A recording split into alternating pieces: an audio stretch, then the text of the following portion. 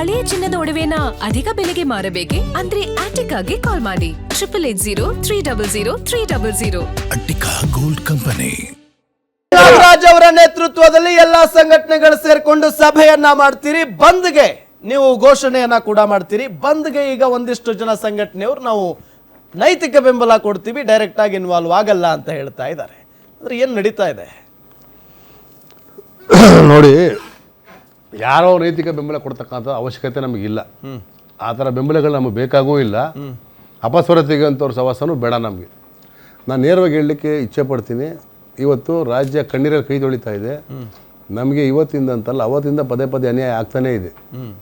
ಆಯ್ತಾ? ನಮಗೆ ನಾನು ಇಲ್ಲಿ ಎಲ್ಲ ಹಿರಿಯರ ಮುಂದೆ ನಾನು ಏನು ಹೇಳೋಕ್ಕೆ ಇಚ್ಛೆ ಪಡ್ತೀನಿ ಅಂದರೆ, ಇಲ್ಲಿ ಕಿರ್ಚಾಡಿ ಕೂಗಾಡಿ ನೀವು ಸಮಸ್ಯೆನ ಏನು ದಾರಿ ತಪ್ಪಿಸೋಕೆ ಹೋಗಬೇಡಿ. ಆಮೇಲೆ ನೇರವಾಗಿ ಹೇಳ್ತೀನಿ, ವಿರೋಧ ಪಕ್ಷಗಳು ನಿಷ್ಕ್ರಿಯವಾಗಿದ್ದಾವೆ. ಅದು ಗಂಟಾಘೋಷವಾಗಿ ಸಾರ್ವಜನಿಕರಿಗೆ ಗೊತ್ತು. ಅಂಬರೀಷ್ ಅವರು ರಾಜೀನಾಮೆ ಕೊಟ್ಟಿದ್ದರು ಇದೇ ಕಾವೇರಿ ವಿಚಾರವಾಗಿ. ಮಾನ್ಯ ಕುಮಾರಸ್ವಾಮಿ ಅವರಿಗೆ ರಾಜೀನಾಮೆ ಕೊಟ್ಟು ಬರೋಕ್ಕೆ ಹೇಳಿ ಕಾವೇರಿ ವಿಚಾರವಾಗಿ. ಮತ್ತು ಆಡಳಿತ ಪಕ್ಷ ಮೇಕೆದಾಟು ಪಾದಯಾತ್ರೆ ಮಾಡಿದ್ರಲ್ಲ, 4 ವರ್ಷ ಆಯಿತು ಪಾದಯಾತ್ರೆ ಮಾಡಿ.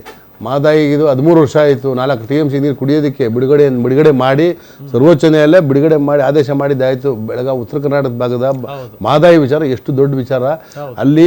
ಅಲ್ಲಿ ಹೋಗಿ ಒಂದು ಗ್ಲಾಸ್ ನೀರು ಕುಡಿದ್ರೆ ಗೊತ್ತಾಗುತ್ತೆ ನಮ್ಮ ಬೆಂಗಳೂರಿನ ಜನಗಳಿಗೆ. ಇವತ್ತು ತುಂಬ ಜನ ಬೆಂಗಳೂರಿಗರಿಗೆ ಅರ್ಧ ಜನಕ್ಕೆ ಗೊತ್ತಿಲ್ಲ ಕಾವೇರಿ ನೀರು ಕುಡಿತಲ್ಲ ನಾವು, ರೀಸೈಕ್ಲಿಂಗ್ ವಾಟರ್ ಕುಡಿತಾರ ನಾವು ಅಂತ ಗೊತ್ತಿಲ್ಲ. ಒಂದು ದಿವಸ ನೀರು ಹಿಡ್ಕೊಂಡು ಕಾವೇರಿ ನೀರು ಹಿಡ್ಕೊಂಡು ಒಂದು ಬಾಟ್ಲಲ್ಲಿ ಮುಚ್ಚಿಟ್ಟು 2ನೇ ದಿವಸ ಮೂಸಿ ನೋಡ್ರೆ ಗೊತ್ತಾಗುತ್ತೆ ನಾವು ಕುಡಿತಾರೆ ಕಾವೇರಿ ನೀರ ಕೊಳಚೆ ನೀರ. ಇದ್ರ ಬಗ್ಗೆ ಯಾರಿಗೂ ಅರಿವಿಲ್ಲ.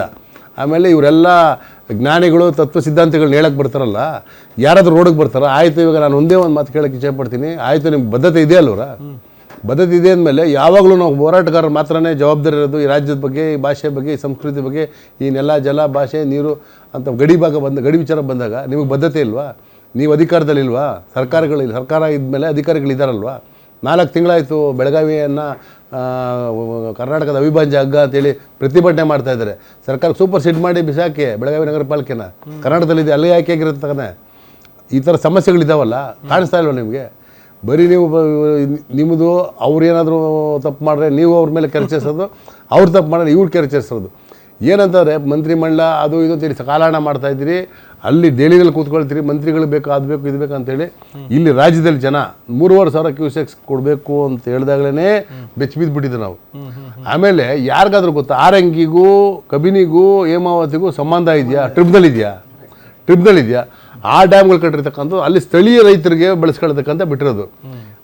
ನೀವು ಯಾವ ರೀತಿ ಮಾಡ್ತಾಯಿದ್ದೀರಿ, ಜನಗಳನ್ನ ಮಂಗನ್ ಮಾಡ್ತಾಯಿದ್ದೀರ ಅಂತಂದರೆ, ಆರಂಗಿದು ಕಬಿನಿದು ನೀರು ಬಂದ್ಬಿಡ್ತು ಹೋಯ್ತು ತಮಿಳುನಾಡಿನ ಚಪ್ಪಾಳೆ ಹೊಡೆದ್ಬಿಟ್ರೆ ವಿರೋಧ ಪಕ್ಷಗಳು ಹೋಗಿ ಏನು ಅದು ಅವತ್ತು ನೋಡಬೇಕಾಗಿತ್ತು ಸರ್ವಪಕ್ಷ ಸಭೆಯಲ್ಲಿ. ಏನು 3 ಪಕ್ಷ ಇರೋದು ವಿರೋಧ ಪಕ್ಷಗಳು, ಬೇರೆ ಪಕ್ಷಗಳಿಲ್ವ ರಾಜ್ಯದಲ್ಲಿ?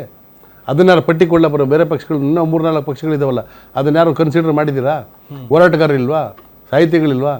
ಅಥವಾ ನೀರಾವರಿ ತಜ್ಞರಿಲ್ವಾ? ಯಾರಾದ್ರೂ ಕರೆದ್ರ ನೀವು? ಯಾರಿಗಾದ್ರೂ ಗೌರವ ಕೊಟ್ರಾ? ಆಮೇಲೆ ವಿರೋಧ ಪಕ್ಷ ಅಂತಂದರೆ ಬೆಂಕಿ ಚಂಡಿ ಇದ್ದಂಗೆ ಇರಬೇಕು. ಹೋಗಿ ನೀವು ಅಲ್ಲಿ ಸಾರ್ವಜನಿಕವಾಗಿ ವಿಧಾನಸಭೆಯಲ್ಲಿ ಒಬ್ರನ್ನೊಬ್ರು ತಪ್ಪಿಕೊಂಡು ಏನೋ ಒಂಥರ ಈದ್ ಮಿಲಾದ್ ಮಾಡೋ ಥರ ಮಾಡ್ತಾ ಇದ್ದೀರಲ್ಲ ವಿಧಾನಸೌಧದಲ್ಲಿ, ಜನ ನೋಡೋದಿಲ್ವಾ? ನಾವು ಏನು ಹೇಳ್ತಾ ಇದ್ದೀವಿ, ಇವತ್ತಲ್ಲ ಅವತ್ತಿಂದನೂ 1-2 ಬೇಡಿಕೆಗಳ ಇಟ್ಟಿರೋದು ಈ ರಾಜ್ಯದ ಜ್ವಲಂತ ಸಮಸ್ಯೆಗಳ ಬಗ್ಗೆ. ತಮಿಳುನಾಡು ವಿರುದ್ಧ ಈಗ ಎಲ್ಲ ಆಯಿತು. ನೀವು ನಿಮ್ಮ ನಿರ್ಧಾರ JDSದು, BJPದು, ಕಾಂಗ್ರೆಸ್ದು ನಿಲ್ವೇನು ಇವತ್ತು ಈ ರೀತಿ ಬಂದಿದೆಯಲ್ಲ, ನಾಳೆ ಬೆಳಗ್ಗೆ ಸರ್ವೋಚ್ಚ ನ್ಯಾಯಾಲಯಕ್ಕೆ ಅವರು ಹೋಗಿದ್ದಾರೆ ತಮಿಳುನಾಡು. ಒಂದು ವೇಳೆ ನಮ್ಮ ಪರ ಬಂದರೆ ಅಲ್ಲಿ ಬೆಂಕಿ ಬೀಳುತ್ತೆ, ಅವ್ರ ಪರ ಬಂದರೆ ಇಲ್ಲಿ ಬೆಂಕಿ ಬೀಳುತ್ತೆ. ಪ್ರತಿಭಟನೆ ಮತ್ತು ನಮ್ಮ ನೋವನ್ನ ತಿಳಿಸ್ಬೇಕಾಗಿರ್ತಕ್ಕಂಥದ್ದು ಯಾರಿಗೆ? ತಮಿಳುನಾಡು ತಿಳಿಸ್ಬೇಕು. ಈಗ ಕಾವೇರಿ ನ್ಯಾಯಮಂಡಳಿ CWRC ಬಗ್ಗೆನೂ ನಮ್ಗೆ ಒಲವಿಲ್ಲ. ಮತ್ತು ಪ್ರಾಧಿಕಾರ ಮತ್ತು ನಿರ್ವಹಣಾ ಪ್ರಾಧಿಕಾರ ಇದ್ರ ಇದು ಮಂಡಳಿ ಬಗ್ಗೆ ನಮಗೆ ಯಾಕಂದರೆ ಅವ್ರ ನಂಬಿಕೆ ಇಲ್ಲ. ಯಾಕಂದರೆ ಅದನ್ನು ಯಾವ ರೀತಿ ಆಗ್ಬಿಟ್ಟಿದ್ರೆ ಅವ್ರ ಏಜೆಂಟ್ಗಳ ಥರ ಕೆಲಸ ಮಾಡ್ತಾ ಇದ್ದಾರೆ. ನೀವು ಡೆಲ್ಲಿಲಿ ಕೂತ್ಕೊಂಡು ನಿರ್ಣಯ ಮಾಡೋದಾದ್ರೆ ಇಲ್ಲಿ ನೀರು ಇದೆಯಾ ಇಲ್ವಾ ಏನು ಅಂತ ತಿಳ್ಕೊಂಡ್ತಾನೆ ಅವ್ರು ಬಂದು ಸಮೀಕ್ಷೆ ಮಾಡಬೇಕು. ಇತಿಹಾಸ ಒಂದ್ ಕಡೆ ತೆಗೆದಿಟ್ಬಿಟ್ರೆ ವಾಸ್ತವಾಂಶ ಏನಿದೆ? ತಮಿಳುನಾಡಿನ ಎಲ್ಲ ಅಧಿಕಾರಿಗಳಿಗೆ ನಮ್ಮ ಅಧಿಕಾರಿಗಳು ಮಾಹಿತಿಯನ್ನು ಕೊಡ್ತಾರೆ. ನಮ್ಮಲ್ಲಿ ಯಾವ್ಯಾವ ಡ್ಯಾಮಲ್ಲಿ ಎಷ್ಟಿದೆ ಅಂತ. ಇವತ್ತು ಸಹ ಇವತ್ತಿಗೆ ಸಮೀಕ್ಷೆ ಪಟ್ಟಿಯನ್ನು ಅಲ್ಲಿದು ತಗೊಳ್ಳಿ. ಯಾವುದೋ ತಮಿಳುನಾಡಲ್ಲಿ ಎಷ್ಟು ನೀರಿದೆ, ಎಷ್ಟು TMC ನೀರಿದೆ ಅಂತ. ಆಮೇಲೆ ಇಲ್ಲಿ ಕರ್ನಾಟಕದ ಎಲ್ಲ ಡ್ಯಾಮ್ಗಳು ಇದು ಅವ್ರಿಗೆ ಸಂಬಂಧಪಟ್ಟದ್ದು ಕಾವೇರಿ ಒಂದೇ, ಟ್ರಿಬ್ಯುನಲ್ ಕಾವೇರಿ ವಿಚಾರ ಒಂದೇ.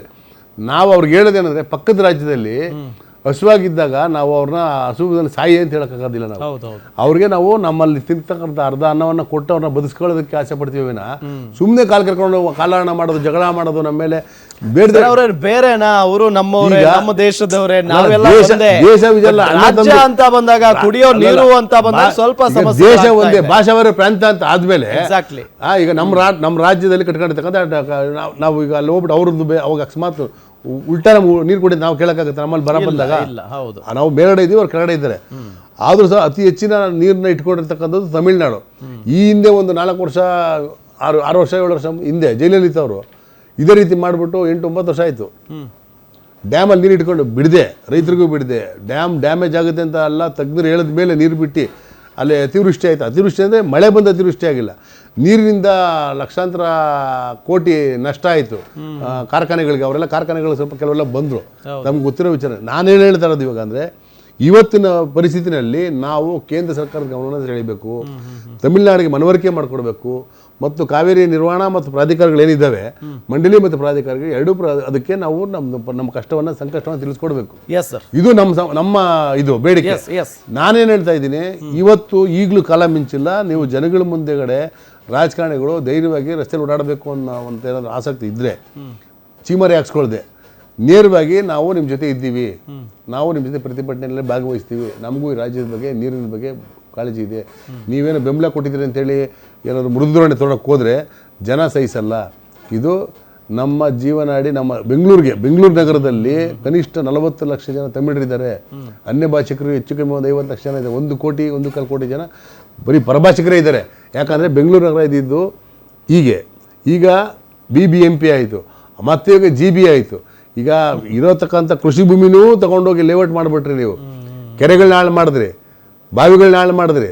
ನಾನು ನೋಡ್ತಾ ಇರ್ತಕ್ಕಂಥ, ನಾನು 45-50 ವರ್ಷಗಳಿಂದ ನೋಡ್ತಾ ಇರ್ತಕ್ಕಂಥ ತೋಟಗಳು ಮಾಯ ಆಯಿತು, ಕೆರೆಗಳು ಮಾಯ ಆಯಿತು. ನಾನು ಈ ಜೋಡಿದ ಕುಂಟೆಗಳು, ಕೆರೆಗಳೇ ಕಣ್ಣು ಕಾಣಿಸ್ತಾ ಇಲ್ಲ, ನೋಡೋಕ್ಕಾಗ್ತಾಯಿಲ್ಲ. ಇದನ್ನು ಮಾಡಿದಂಥವ್ರು ಯಾರೋ, ನಮ್ಮನ್ನು ಆಳದಂಥ ಎಲ್ಲ ಸರ್ಕಾರಗಳು, ಇವರು ಅವರು ಅಂತಲ್ಲ, ಎಲ್ಲ ಸರ್ಕಾರಗಳು ಯಾರಿಗೂ ಬದ್ಧತೆ ಇಲ್ಲ. ಹಾಗಾಗಿ ನಾನೇನು ಹೇಳ್ತಾ ಇದ್ದೀನಿ, ಇವಾಗ ಏನಾದರೂ ಒಂದು ವೇಳೆ ನೀವು ಒಟ್ಟಾಗಿ, ನಾನು ಹೇಳ್ತಾ ಇರೋದು BJP ಬೇರೆ, JDS ಬೇರೆ, ಕಾಂಗ್ರೆಸ್ ಬೇರೆ ಅಂತಲ್ಲ, ನೀವು ಅವರು ಕೊಂದಾಕೊಂಡ್ಬಿಡ್ತಾರೆ ಅನ್ನೋ ರೀತಿಯಲ್ಲಿ ಜಗಳ ಆಡ್ತಾರೆ ಇಲ್ಲಿ ತಮಿಳ್ನಾಡಲ್ಲಿ. ಅದೇ ಕಾವೇರಿ ವಿಚಾರ ಬಂದಾಗ ದೆಹಲಿಗೆ ಬಂದರೆ ಏನೋ ಅಣ್ಣ ತಮ್ಮದು ಒಂದೇ ತಾಯಿ ಮಕ್ಕಳ ಥರ ಕೂತ್ಕೊಂಡು ಚರ್ಚೆ ಮಾಡಿ ಸಮಸ್ಯೆ ಬಗೆಹರಿಸ್ತಾರೆ. ನಮ್ಮ ಲೋಕಸಭಾ ಯಾರಾದರೂ ಒಬ್ಬರು ಅದೇ ರೀತಿಯಾಗಿ ನಮ್ಮ ಜನಪ್ರತಿನಿಧಿಗಳು ಕೂಡ ಮಾಡಬೇಕು ಅಂತ ಹೇಳ್ತಾ ಇದ್ರಿ, ಒಪ್ಕೊಳ್ತೀನಿ.